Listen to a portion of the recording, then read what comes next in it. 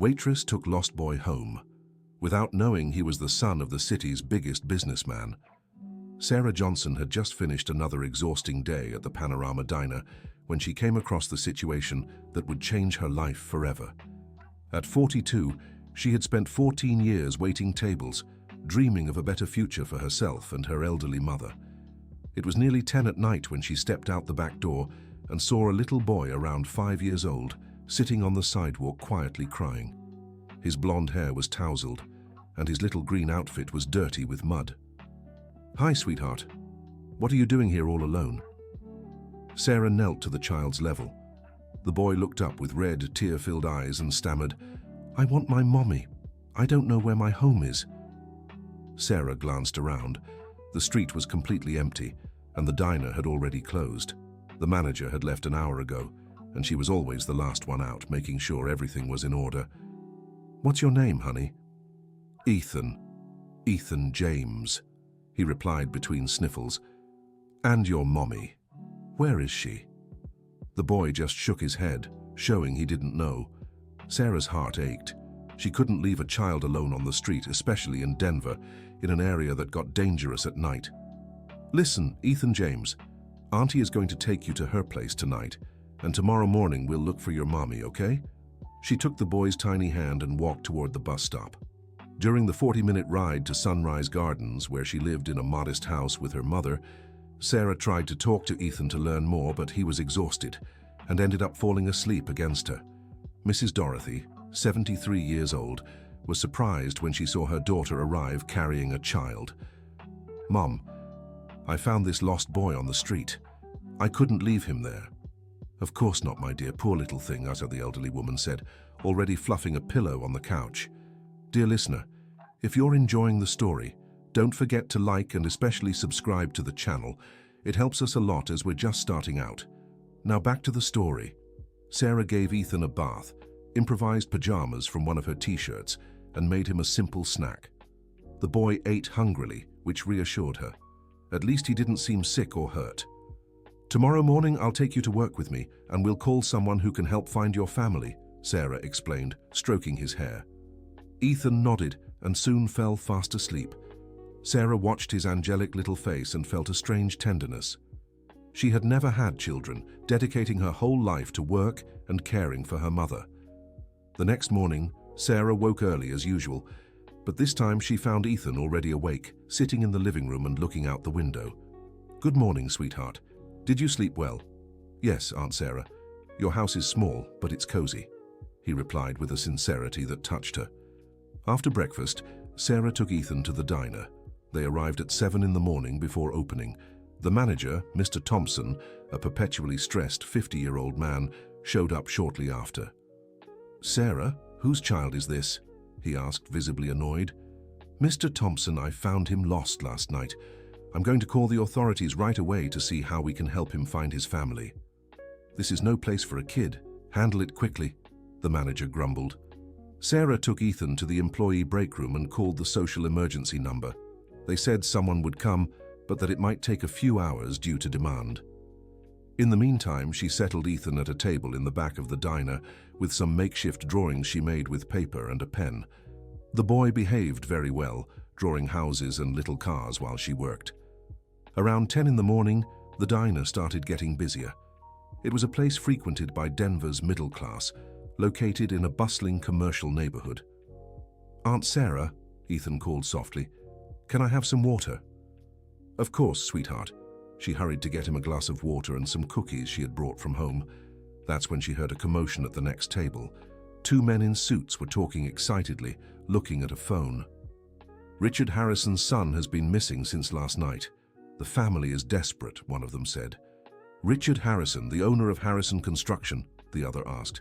"That's the one. They say the boy disappeared during a family party. They've even hired private security." Sarah felt a chill in her stomach. Richard Harrison was known throughout Denver as one of the city's most powerful businessmen. His construction companies had built half the buildings in the metropolitan area. She glanced at Ethan, who was still quietly drawing. Could it be?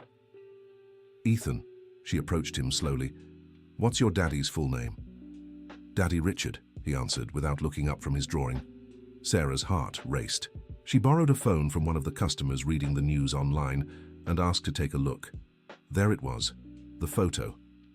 Richard Harrison desperately searching for his 5-year-old son, Ethan James, missing since last night.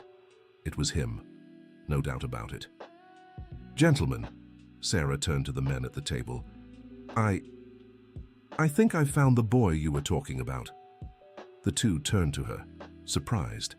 One of them immediately called someone. "Richard? Man, I'm at a diner downtown, and there's a waitress here who says she found your son, Panorama Diner on Main Street." 15 minutes later, 3 black cars parked in front of the diner. Richard Harrison walked in, followed by 2 bodyguards and an elegant woman Sarah assumed was his wife. Richard was a tall man around 45, with graying temples and an imposing presence. His clothes were clearly expensive, and he carried an authority that made the entire diner fall silent. "Ethan!" The woman rushed toward the boy, who looked up in surprise. "Mummy!" He jumped into her arms. Richard approached the table where Sarah stood, his face a mix of relief and something she couldn't quite place. "You're the person who was with my son?" he asked, his voice cold. "Yes, sir. I found him last night, crying on the street. I took him to my home because I couldn't leave a child alone," Sarah answered nervously. "And why didn't you call anyone last night?" I tried asking him for details, but he was too shaken. I thought I'd wait until this morning to seek official help." Richard looked her up and down, and Sarah felt small. She was in her simple waitress uniform, worn-out sneakers, and she knew her appearance was worlds apart from these people. "How much do you want?" he asked coldly. "What do you mean?" "How much do you want to keep quiet about this?" "To not tell the press my son spent the night in the home of a—" He stopped, but the disdain in his eyes finished the sentence. Sarah felt as if she'd been slapped. Around them, customers began tuning in to the conversation. "I don't want anything, sir. I just wanted him to return to his family safely." "Of course you don't. People like you always want something," Richard said loudly enough for others to hear. "I bet you were already planning how to profit from this." His words echoed through the diner. Sarah felt everyone staring at her. Tears welled up, but she tried to keep her dignity. "Sir, she began, but was interrupted. "Mr. Thompson," Richard turned to the manager, who had rushed over. "I expect you've taken the proper measures regarding this employee. I can't allow unscrupulous people to work in establishments I frequent." Mr. Thompson turned pale. Harrison Construction had renovated the diner the year before, and Richard was a valued customer. "Of course, Mr. Harrison. Sarah, you're fired. You can leave right now." Sarah's world collapsed. 14 years of honest work, 14 years of dedication, and it all ended like this. She looked at Ethan, who was in his mother's arms, watching the scene with wide eyes. "Aunt Sarah isn't bad," the boy said quietly. "She gave me food and let me sleep in a warm bed." "Ethan, don't speak to that person," Richard ordered, gripping the boy's arm. But Ethan pulled away and ran to Sarah, hugging her legs. "Thank you, Aunt Sarah. You're kind." Annoyed, Richard roughly picked up his son. Ethan began to cry. "I want to stay with Aunt Sarah. She's nice to me." "We're leaving now," Richard said sharply. But before they could go, a customer at a nearby table stood up. She was a well-dressed woman with white hair who had witnessed everything. "Excuse me," she said firmly.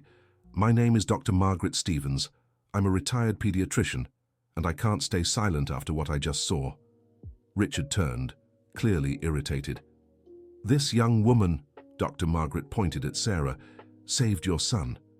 She took him off the street, gave him shelter, food and care, and you're treating her like a criminal." "Ma'am, this isn't your concern," Richard replied curtly. "Every child is my concern. I spent 40 years caring for children, and I know true kindness when I see it." The doctor continued, "This girl deserves at least a thank you, not public humiliation." Other customers began murmuring in agreement. A young woman at a corner table had recorded part of the argument on her phone. "Daddy, why are you being mean to Aunt Sarah?" Ethan asked, still crying. Richard realized the situation was spiraling. Without another word, he left the diner carrying Ethan, followed by his wife and security. Sarah stood frozen, still processing what had happened. Dr. Margaret approached and gently touched her shoulder. "My dear, don't let his words define who you are. What you did was beautiful." "Thank you, Doctor," Sarah managed through tears. "But now I've lost my job. I don't know what to do." "Here's my card." Dr. Margaret handed her a slip of paper. "Call me tomorrow. I have some contacts who might help." Sarah gathered her things from the employee locker and left the diner under the sympathetic and some suspicious gazes of customers. The story was already spreading, and she knew finding another job in the area would be hard. Dear listener, if you're enjoying the story, please like and subscribe to the channel. It really helps us newcomers. Now continuing. On her way home, Sarah cried out all the pain she'd held in that morning. When she arrived, Mrs. Dorothy was waiting anxiously. "How did it go, dear? Did you sort things out for the boy?" Sarah told her mother everything, and Mrs. Dorothy was outraged. "What a heartless man. You did a good deed and he treated you like a criminal." "Mom, I lost my job. I don't know how we'll pay the bills." Sarah collapsed onto the couch. "God never gives us more than we can bear, dear. Something will come up." But Sarah's situation was worse than she thought. The following Monday, as she went job hunting, she discovered the story had spread online. The video recorded at the diner was edited in a biased way, showing only Richard confronting Sarah, without any context. In the comments, opinions were divided. Some defended Sarah, but others suggested she had actually planned everything to get money. Her reputation was tarnished. At 3 diners where she tried to drop off her resume, the managers were polite, but said there were no openings.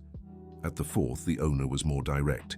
"Look, Sarah, nothing personal, but I can't risk hiring someone who might be involved in trouble with important customers." She left there defeated. At home, she found a letter that chilled her to the bone. It was an eviction notice. The small house they'd lived in for 15 years belonged to a real estate agency that managed properties for third parties. They had 30 days to vacate. "Mum, look at this." Sarah showed the letter to Mrs. Dorothy. "How is this possible? We've never missed rent." Sarah read the details more carefully. The property had been sold to an urban development company planning to demolish the entire block to build a condo. The company's name made her shudder: Harrison Development Group. "This can't be a coincidence," she murmured. That afternoon, Sarah decided to talk to the neighbors. She discovered every house on the street had received the same notice. Mr. Walter, the 80-year-old neighbor who had lived there for 3 decades, was inconsolable. "Sarah, where will I go? My pension barely covers rent in a more expensive place." Mrs. Wilson, the neighbor across the street, 75 years old, was also desperate. "Honey, I raised 5 children in this house. I don't want to die far from here." Sarah began to suspect the eviction wasn't a coincidence. On Thursday, she went to the real estate office to speak in person. The clerk, a young man, was polite but firm. "Ma'am, there's nothing to be done. The owner sold it, and the buyer has the right to reclaim possession." "But we've always paid on time. Isn't there any way to negotiate more time?" "Unfortunately, no. The order came from above, and it's not up for discussion."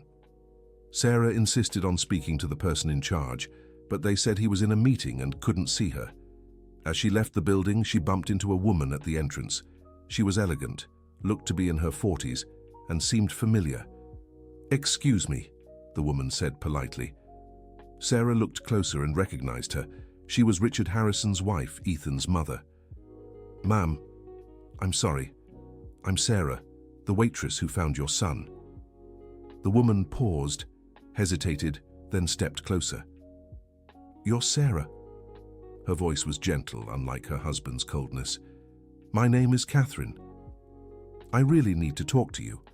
I'm sure Mr. Richard is behind our eviction. It can't be a coincidence." Catherine glanced around nervously. "I can't talk here. Meet me at Liberty Square tomorrow at 3 in the afternoon." Sarah agreed, intrigued.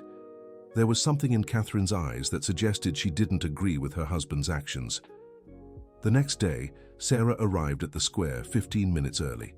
Catherine showed up right on time, dressed more simply than at the diner. "Sarah, I need to apologize for my husband's behavior," she began as they sat on a shaded bench. Richard is a good man, but sometimes he can't see beyond his own world. Mrs. Catherine, I really didn't want anything in return. I just wanted Ethan to come home safe. I know. Ethan hasn't stopped talking about you. He said you were the nicest person he's ever met. Catherine smiled sadly. He asks every day when he'll see Aunt Sarah again. Sarah's heart warmed. How is he? He's okay, but different. More questioning. Yesterday, he asked why Daddy was mean to you. I didn't know what to say. Catherine took a deep breath before continuing. Sarah, about the eviction. Richard really bought that block, but the decision to remove the tenants quickly wasn't his. It was mine. Sarah was confused. What do you mean? I manage part of the family's investments. When I saw your name on the tenant list, I thought it would be better for everyone if you found another place far from here. But why? I didn't do anything wrong. No, you didn't. I'm the one who did everything wrong. Catherine began to cry. I'm afraid of what Richard might do if he finds out Ethan has grown fond of you. He's very controlling, especially when it comes to Ethan. Sarah started to understand the woman before her. Catherine was also a victim, trapped in a gilded life without freedom. Mrs. Catherine, you don't have to be afraid of me. I would never do anything to harm you. I know that now. That's why I'm here. Catherine wiped her tears. I'll cancel the eviction, and I'll find you a job at a company where Richard has no influence. You'd do that. It's the least I can do. But there's one condition. You must promise to stay away from our family, for everyone's good. Sarah nodded, though she felt a strange pain in her chest. Ethan had touched her heart in an unexpected way. Deal. They said their goodbyes, and Sarah returned home with renewed hope. She told Mrs. Dorothy everything, who was relieved, but the next morning a neighbor brought disturbing news. During the night, men had painted offensive messages on the walls of some houses, including theirs. Gold diggers was written in red paint on the living room wall. Who did this, Mom? Sarah was outraged. I don't know, dear, but something tells me this won't end well. Mrs. Dorothy was right. On Tuesday, Sarah received an unexpected call. It was Dr. Margaret, the pediatrician who had defended her at the diner. Sarah, I need to speak with you urgently. Can you come to my office this afternoon? When Sarah arrived, Dr. Margaret was visibly worried. My dear, I got a very strange call yesterday. A man who claimed to be a lawyer said I should reconsider my friendship with questionable people if I didn't want trouble. Doctor, that's a threat. Exactly. And it wasn't the only one. I heard other customers who defended you at the diner got similar calls. Sarah felt her world crumbling again. Richard Harrison's influence went far beyond what she'd imagined. What do I do, Doctor? I feel like I'm being punished for doing a good deed. First, you can't hide. What you did was right and you must hold your head high, Dr. Margaret said firmly. Second, I have a proposal for you. The doctor explained that a friend of hers, who owned a small cafe in another neighborhood, needed help. It wasn't a formal job yet, but it would pay enough for Sarah to support herself and her mother. The place is in Riverview, far from downtown, far from your former boss's world. Sarah accepted immediately. Any opportunity was welcome at that moment. Mrs. Rose's cafe was a family-run spot, mostly frequented by workers and locals. Sarah quickly adapted to the simpler, welcoming environment. Mrs. Rose, a kind and talkative 60-year-old, welcomed her with open arms after Dr. Margaret shared her story. This is a place for hard-working folks, dear. No fuss, no judgment, she said on the first day. For 2 weeks, Sarah worked diligently trying to rebuild her life. The pay was less than at the diner, but the atmosphere was far more humane. Then, something unexpected happened. It was a Friday afternoon when Sarah spotted a familiar car parking in front of the diner. Her heart raced as she recognized Catherine stepping out of the vehicle. Mrs. Catherine, what brings you here? Catherine seemed nervous, constantly looking over her shoulder. Sarah, I need to talk to you. It's about Ethan. They sat at a table in the back of the diner. Catherine ordered just a coffee and kept stirring it without drinking. Ethan ran away from home last night, she finally said. Ran away? What do you mean? He overheard an argument between me and Richard about you. Richard found out I cancelled the eviction and was furious. He said horrible things about you, about me, about not letting Ethan be around inferior people. Sarah felt anger and sadness at the same time. And Ethan heard all that? Everything. He got really upset and said his father was mean. Richard lost his temper and told Ethan that if he liked poor people so much, he could go live with them. Catherine began to cry. During the night Ethan left the house, security's been searching the whole city for him. Oh my God! A 5-year-old alone on the streets. Sarah, I know it's a lot to ask, but could you help me look for him? Ethan talked about you so much. I'm sure if he can, he'll try to find you. Sarah didn't hesitate. She asked Mrs. Rose for permission to leave and went with Catherine. They spent the whole afternoon driving around town, checking places Ethan might be. They went to the Panorama Diner first, but no one had seen the boy. They checked the park where Sarah and Catherine had talked, the bus stops near Sarah's house. Nothing. As the sun began to set, Sarah had an idea. Mrs. Catherine, let's go to my house. If he's really looking for me, maybe he went there. Dear listener, if you're enjoying the story, don't forget to like and especially subscribe to the channel. It helps us a lot as we're just starting out. Now back to the story. When they reached the Sunrise Gardens neighborhood, Sarah noticed an unusual commotion on the street. Several neighbors were gathered in front of her house. Her heart pounded. "Ethan!" she shouted, spotting the small figure sitting on her doorstep. The boy lifted his head, his eyes lighting up. "Aunt Sarah!" He ran toward her. Sarah scooped him up, overwhelmed with emotion. Ethan was dirty, hungry, but unharmed. "How did you get here, sweetheart?" "I took a bus and asked people. A nice lady brought me here," he said, as if it were the most natural thing in the world. Catherine rushed over, both relieved and frantic. "Ethan, my baby." She hugged him tightly. "Mom, Dad was really mean to Aunt Sarah. I don't want to live with him anymore." "Ethan, you can't talk about your father like that," Catherine tried to explain. "Yes, I can. He's mean. Aunt Sarah is nice, and he was mean to her." Sarah watched the scene and realized this went far beyond a lost child. Ethan was expressing deep anger at the injustice he'd witnessed. Mrs. Dorothy appeared at the door, bringing Ethan a glass of milk and some cookies. "The boy got here 2 hours ago asking for you," she told Sarah. "The neighbors helped look after him." Mr. Walter, the 80-year-old neighbor, walked over. "Sarah, this boy has a heart of gold. He kept me company while waiting for you." Ethan had won over everyone on the street with his sweetness and charm. "Mum," Ethan said to Catherine, "can I stay here with Aunt Sarah tonight, please?" "Ethan, that's not possible. Your father must be worried." "I don't want to see Dad. He's mean." Just then, Catherine's phone rang. It was Richard. "Catherine, where are you?" "Security found the car." His voice was loud enough for everyone nearby to hear. "We're in the neighborhood where Ethan ended up," she replied vaguely. "What neighborhood?" "I'll come get you now."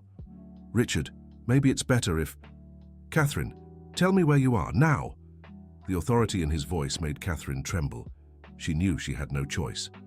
Sunrise Gardens at Sarah's house. The silence on the other end of the line was deafening. Then Richard hung up without another word. "He's coming," Catherine said to Sarah. "Maybe you should go inside." "No, I didn't do anything wrong and I won't hide," Sarah replied firmly. 20 minutes later, 2 black cars pulled up on the street. Richard stepped out of the first, flanked by 2 bodyguards. His face was red with anger. Neighbors, curious about the commotion, came out of their houses. Soon, a small crowd had gathered to watch. "Ethan, come here right now," Richard ordered when he saw his son in Sarah's arms. Ethan clung tighter to her neck. "I don't want to go, Daddy. You were mean to Aunt Sarah."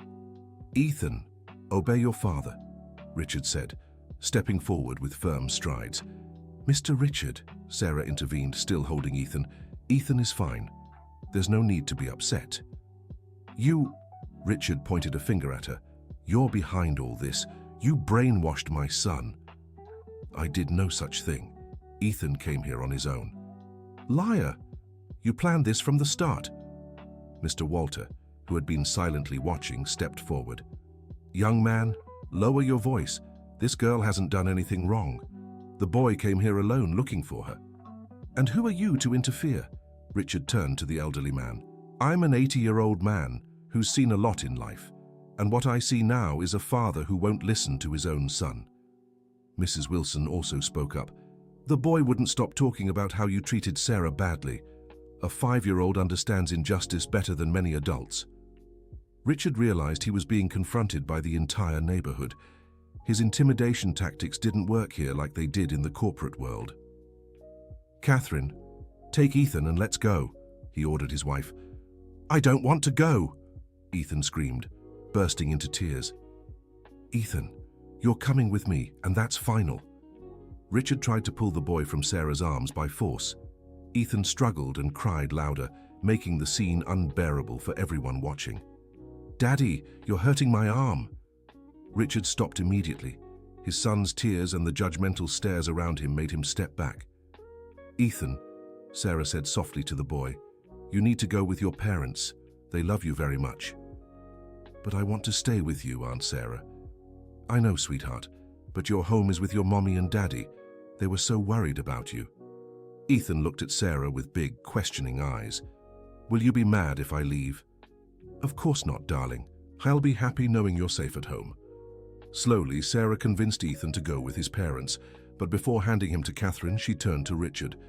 "Mr. Richard, I know you think I'm a bad person, but Ethan is a special child, full of love and sensitivity. He sees kindness where adults sometimes only see social differences." Richard stared at her in silence. "What happened today wasn't anyone's fault. It was just a 5-year-old boy who didn't understand why good people are treated poorly," Sarah continued.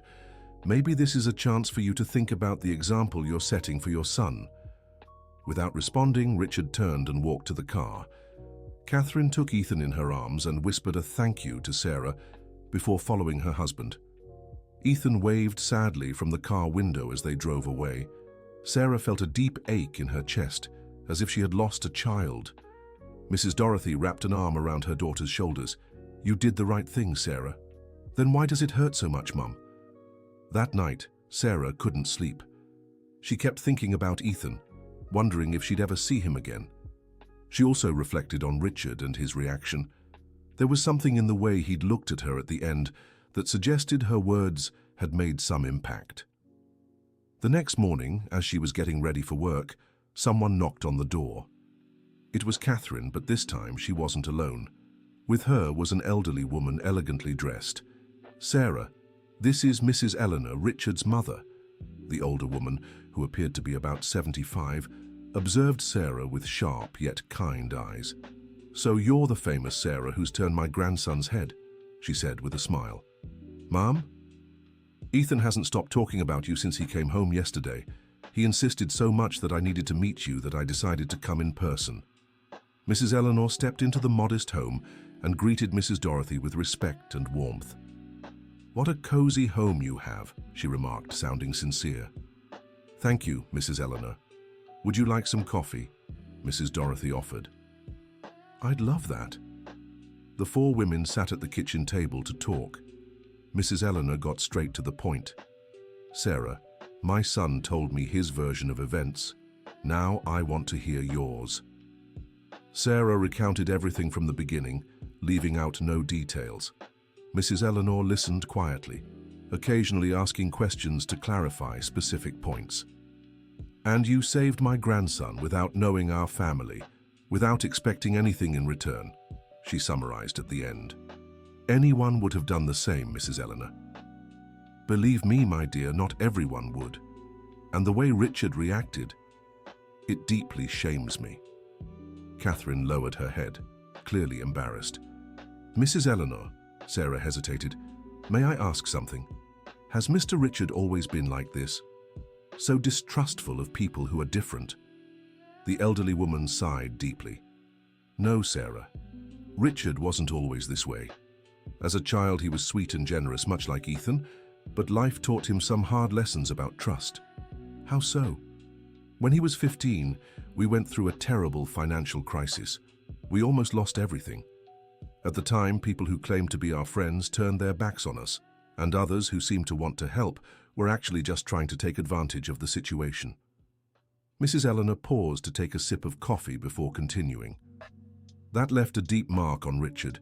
He grew up believing he needed to be strong, suspicious, to protect the family. The problem is, it became armor he forgot how to take off. Sarah began to understand Richard's complex personality better. But why did he react so badly to me specifically? Because you represent something he's afraid to face, Mrs. Eleanor said plainly. You proved that genuine kindness still exists in the world, without ulterior motives, and that contradicts everything he's built as truth to protect himself. Mrs. Eleanor, Mrs. Dorothy joined the conversation. Do you think he can change? I raised that boy, Dorothy. I know there's goodness in his heart. He just needs someone brave enough to show it to him. Catherine, who had been quiet for a while, finally spoke. Mrs. Eleanor, last night after we got home, Richard spent a long time alone in his study. When he came up to bed, he asked about his childhood, whether he'd been a happy child. And what did you say? I told him how affectionate he was, how he played with the neighborhood kids without caring about social differences. He grew very thoughtful. Mrs. Eleanor smiled faintly. Perhaps the seed of change has already been planted. They talked for another hour. As they prepared to leave, Mrs. Eleanor made an unexpected offer. Sarah, I know it's not my place, but I'd like to do something for you. Not as compensation, but as recognition for what you've done for our family. Mrs. Eleanor, you don't have to. I do. I have a friend who owns a retirement home. She's looking for someone trustworthy to help coordinate activities for the elderly. The pay is better than what you're likely earning now, and it would be an environment where your kindness would truly be valued. Sarah was surprised. This was exactly the kind of work she had always dreamed of doing. You'd really do that for me, even after all this mess? Especially because of it. Ethan taught me yesterday that we can't let adult pride ruin the good things in life. Sarah accepted gratefully. Mrs. Eleanor wrote down the contact details and promised everything would be arranged by the end of the week. When they left, Mrs. Dorothy remarked, "See, my dear, sometimes bad things happen to make room for even better ones." Sarah hoped her mother was right, but part of her still felt the story with the Harrison family wasn't over, and she was right. The following Tuesday, Sarah was working her last day at Mrs. Rose's diner when she saw a familiar car pull up outside. This time, to her surprise, it was Richard who stepped out, alone. Mrs. Rose, who knew the whole story, tensed up. "Sarah, do you want me to ask him to leave?" "No, Mrs. Rose. Let him come in." Richard entered the simple diner, clearly out of place in his casual clothes, a far cry from his usual imposing suit. "Sarah, can we talk?" "Of course. Have a seat." They sat at a corner table. Richard seemed nervous, fidgeting as he searched for the right words. "I came to apologize," he began hesitantly. Sarah was stunned. She hadn't expected this. "My mother told me she spoke with you, and my son, Ethan James, hasn't stopped questioning me about my behavior. A 5-year-old made me see things I refuse to acknowledge." "Mr. Richard, please let me finish," he interrupted. "I've spent the last few days thinking hard about how I acted, about the things I said, about the example I set for my son." He paused, took a deep breath, and continued. "The truth is, you scared me, Sarah. Not your actions, but what they represented. It had been so long since I'd seen genuine kindness, with no ulterior motives. It forced me to question how I've been living my life. And how is that? With fear. Fear of being deceived, fear of trusting, fear of showing weakness. I built walls so high around my family that I forgot they can trap us as much as protect us." Sarah watched him speak, seeing a man completely different from the one who had humiliated her at the restaurant. "Ethan showed me something I'd forgotten," Richard went on. "Children see people's hearts, not their social status, and the heart he saw in you is good. Mr. Richard, I accept your apology, but you don't have to feel guilty. Many people would have reacted the same way in your position." "No, Sarah, that doesn't excuse it, and it's not just about guilt, it's about fairness." He leaned forward. "I want to make things right. You don't have to. I do. And it's not charity, it's justice," Richard said firmly.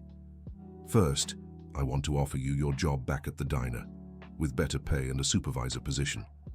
Sarah was taken aback. "But Mr. Richard, your mother already found me a job at the retirement home." "I know, I spoke with her. If you'd rather take that job, I'll cover the difference so you earn what you would with me." "Why are you doing this?" "Because I want my son to be proud of the father he has, and because—" he hesitated, "because I need to learn to be a better person. And I have a feeling you could teach me a thing or two about that." Sarah was moved by his sincerity. "Mr. Richard, may I ask you something?" "Of course. What changed? What made you come here today?" Richard smiled for the first time since she'd met him. "Ethan. Yesterday he asked me if I knew how to make a sandwich, said he wanted to learn so he could make one for you when he visited. When I told him he wasn't going to visit you, he looked at me with such deep sadness." Richard paused and said, "Then I'll have to choose between you and Aunt Sarah, and I choose her because she has a good heart." My goodness. A 5-year-old boy was willing to give up his father on principle. That made me realize what kind of man I'd become and what kind of man I want to be. Just then, Mrs. Rose approached the table. "Sorry to interrupt, but there's someone here who wants to talk to you." It was Ethan. He stood at the diner's door holding Catherine's hand. "Daddy, Aunt Sarah." He ran to the table. "Ethan, what are you doing here?" Richard asked, surprised. "Mom said you were coming to talk to Aunt Sarah. I wanted to come to make sure you'd be nice," the boy replied matter-of-factly. Richard and Sarah exchanged glances and burst into laughter. Ethan's childlike honesty was refreshing. "So, Daddy?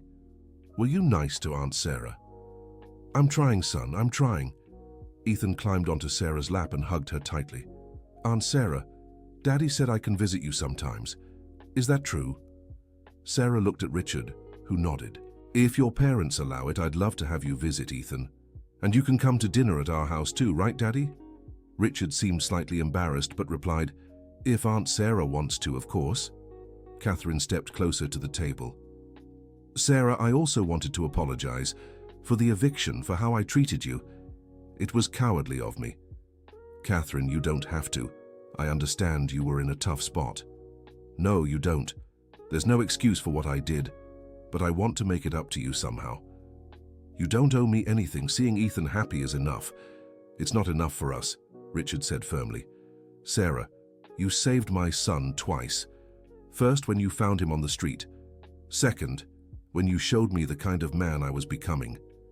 Ethan, who had been listening intently, asked, "Daddy, does that mean you won't be mean to good people anymore?" "I'll try really hard not to, son." "And will you learn to make sandwiches for hungry people?" Richard laughed. "If you teach me, yes. Aunt Sarah makes the best sandwiches in the world. She can teach you." And so began an unlikely friendship. Sarah accepted the job at the retirement home, which turned out to be perfect for her. Richard insisted on paying her a supplemental salary, even against her wishes. Ethan became a regular visitor at Sarah's house on weekends. Richard, initially hesitant, started joining his son on these visits. Gradually, he became familiar with the reality of Sunrise Gardens and grew more aware of the residents' struggles. During one of these visits, Mr. Walter, Sarah's 80-year-old neighbor, shared his life story with Richard, how he'd worked in construction for 50 years, helping build the very city they lived in. "Young man," the elderly man said, "I've built walls for buildings worth millions, but I never earned enough to buy an apartment in one." That conversation deeply affected Richard. That night he discussed an idea with Catherine. "What if we did something different with the Sunrise Gardens property?" "How so?" "Instead of displacing people, what if we built affordable housing for them? A real housing project, not just for profit." Catherine was surprised by the proposal but fully supported it. The project took months to develop. Richard hired architects specialized in affordable housing and worked closely with the residents to understand their real needs. Sarah became a sort of bridge between the community and the construction company, helping translate the residents' needs into the technical language of the plans. Mr. Walter, who initially distrusted any proposal from a businessman, gradually became convinced of the project's sincerity. "Sarah," he said one afternoon, "I never thought I'd see a rich man wanting to build houses for the poor without trying to profit from it. Mr. Walter, I think anyone can change when they find the right motivation. And what was his motivation? Sarah looked at Ethan, who was playing in the yard with the other kids from the street. Sometimes children teach us more about life than we realize. The Sunrise Gardens housing project became a model for the city. Richard secured partnerships with the municipal government and social organizations, making it possible to build 50 affordable homes, right where the residents already lived. Each family received a new, well-built house while preserving the neighborhood's existing sense of community. At the project's inauguration, Ethan asked to give a speech. "I want to thank my daddy for learning how to be good," he said into the microphone, making the whole audience laugh and tear up. "And I want to thank Aunt Sarah for teaching him." Richard, visibly moved, stepped up to the microphone. "Actually, it was my own son who taught me. He showed me that a 5-year-old can have more wisdom about right and wrong than a 45-year-old adult." He looked at Sarah in the audience, and that sometimes the most valuable people in our lives come from the most unexpected places. After the inauguration, there was a community celebration in the heart of the new neighborhood. Richard, Catherine, and Ethan joined in wholeheartedly, sharing food and conversation with all the residents. Sarah watched the scene with a warm heart. Ethan ran around playing with the kids, completely at home in that environment. Mrs. Dorothy walked up to her daughter. "See, Sarah, you saved that boy twice. First, by taking him off the streets. Second, by helping his father find his way back to being a good person." "Mom, I think he's the one who saved me. If it weren't for Ethan, I'd never have met such special people." That night, as the celebration was winding down, Richard approached Sarah. "Sarah, can I tell you something?" "Of course. Thank you. For everything. For saving my son, for showing me my mistakes, for giving me the chance to be a better person." "Mr. Richard, you don't have to thank me. I'm the one who grew the most from all this." "How so?" "I learned that it doesn't matter where people come from or how much money they have. What matters is the size of their heart. And I've met people with the biggest hearts." Ethan came running over, interrupting the conversation. "Aunt Sarah, Daddy, come see. Mr. Walter is telling stories about when he was young." They went together to listen to the elderly man, who had become something of the neighborhood's official storyteller. Months later, the Sunrise Gardens project won a national award for social responsibility. Richard made sure to share the recognition with the entire community. At the award ceremony, he brought Sarah as his special guest. "This woman," he said in his speech, "taught me that true success isn't measured by the buildings we construct, but by the lives we touch in a positive way." Sarah, standing beside him on stage, was moved. "And she taught me that sometimes you have to tear down walls to build bridges." The Sunrise Gardens project was just the beginning. Richard decided to redirect a significant portion of the family business towards social projects. He created a foundation dedicated to affordable housing and early childhood education. Sarah was invited to coordinate the foundation's community projects, work that fulfilled her deeply. Ethan, who was now 7 years old, spent time both at Sarah's home and at the foundation's projects. He grew up with a strong social conscience, understanding from an early age the importance of helping others. "Aunt Sarah," he said one afternoon, "when I grow up, I want to work with you and Dad to help people." "And why, Ethan?" "Because doing good makes your heart feel warm." Sarah smiled. Ethan's simple wisdom continued to surprise everyone around him. 2 years after their first meeting, Sarah received a special invitation.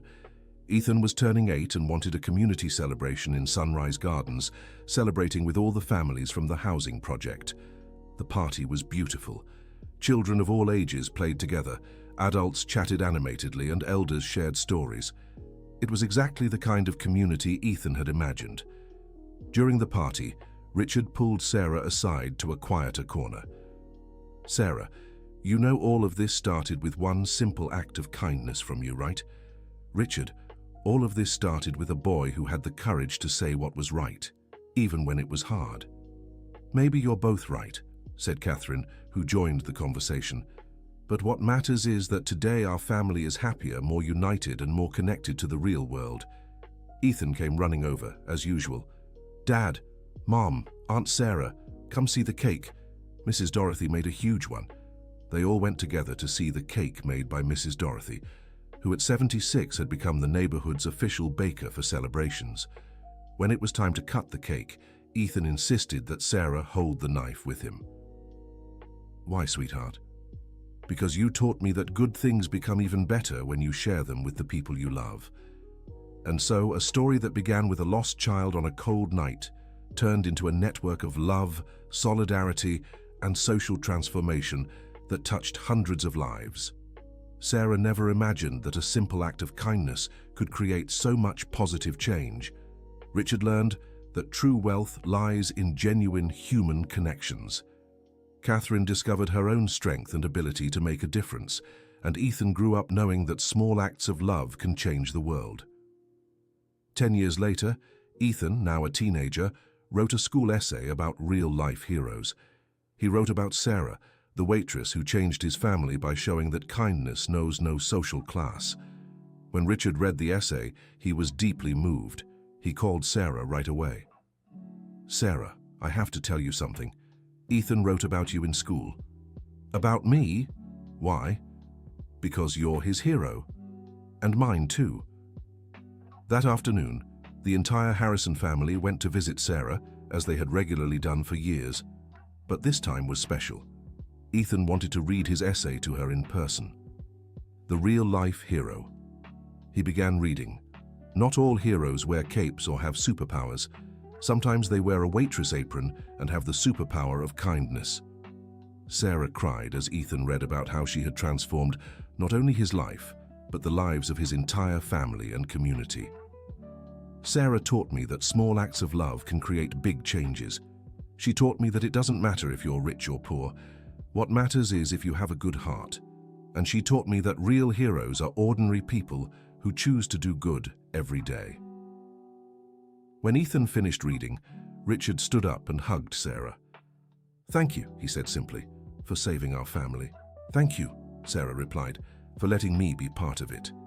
And so a story that began with tears on a dark street corner ended with smiles in a home full of love, proving that sometimes the most casual encounters can lead to the most extraordinary destinies. The end. So what did you think of this heartwarming story? Let us know in the comments if you believe small acts of kindness can truly transform lives, just as they did for Sarah and Ethan.